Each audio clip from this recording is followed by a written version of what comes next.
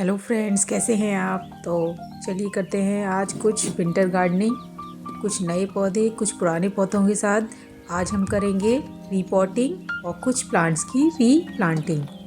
तो ये है चंपा का पौधा जो मैंने काफ़ी दिन पहले लगाया था। 15 से 20 दिन हो गए।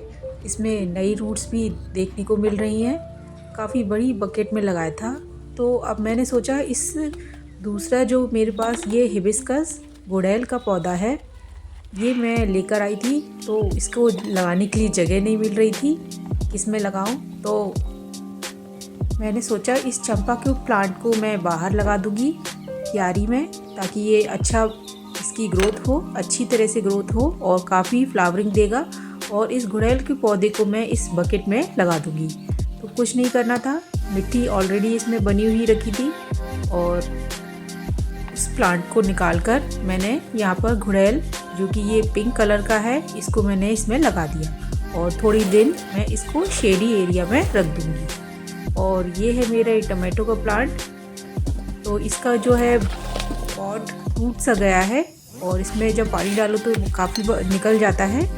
और इसमें टीवी काफ़ी ठहरती नहीं है, बाहर निकल रही है। तो इसको भी प्लांट को मैं रिपॉट कर दूँगी, दूसरे प्लांटर में लगा दूँगी और उसकी मिट्टी में खलाकर दूसरे बकेट में फिल कर दूँगी। तो कुछ नहीं किया, बस प्लांट की जड़ को बिना हिलाए मिट्टी के साथ मैंने दूसरे इस बकेट में लगा दिया और कुछ नई मिट्टी डालकर इसको हम अच्छी सूरज की रोशनी में रख देंगे, क्योंकि अब ये सर्दियों का मौसम है तो सभी प्लांट्स को अच्छी धूप देना बहुत ज़रूरी है।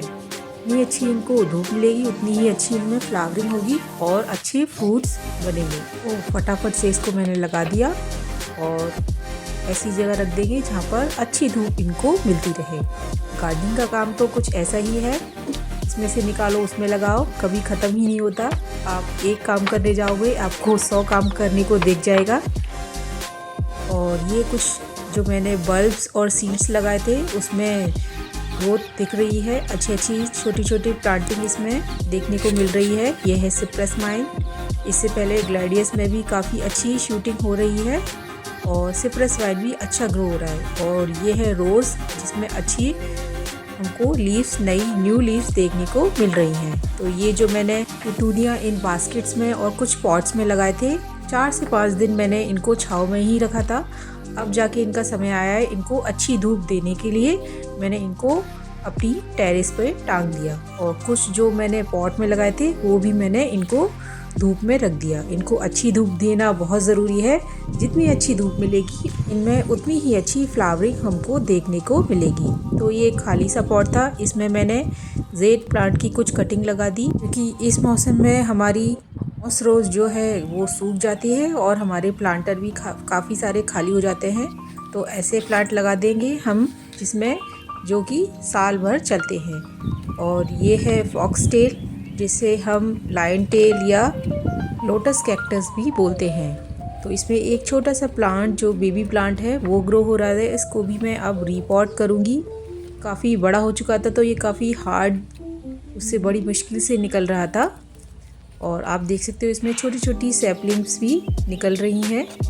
इसकी जड़ में से ही न्यू प्लांट निकलता है। तो इसकी नीचे की जो कटिंग है वो मैं काट दूंगी ताकि ये ऊपर अच्छे से और ग्रो होता रहे। तो इसके बाद जो मैंने बेबी प्लांट निकाला था उसको मैं इस बड़े से कुल्हड़ के पॉट में लगा दूंगी। देखते हैं कि इसमें ग्रो होता है कि नहीं। खाली पड़ा हुआ था मेरे पास तो मैंने सोचा इसमें लगाते हैं कि नहीं, देखने में भी ये काफ़ी अच्छा लगेगा लगाने के बाद।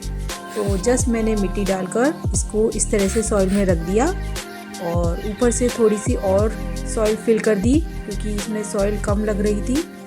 तो इसको भी मैं ऐसे ही लगा दूंगी। काफ़ी अच्छा लग रहा था देखने में, एक डेकोरेटिव पीस की तरह। और अच्छे से इसको दबा देंगे।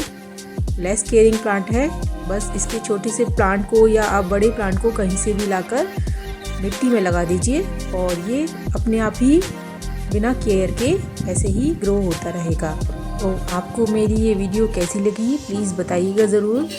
और कुछ नए आइडियाज़ मुझे सजेस्ट कर सकते हैं किसी भी प्लांट के बारे में या किसी भी चीज़ के बारे में। अगर आपको पूछना है तो मुझे मैसेज करिए, मेरे चैनल को सब्सक्राइब करिए और हर वीडियो को ऐसे ही लाइक करते रहिए, शेयर करते रहिए।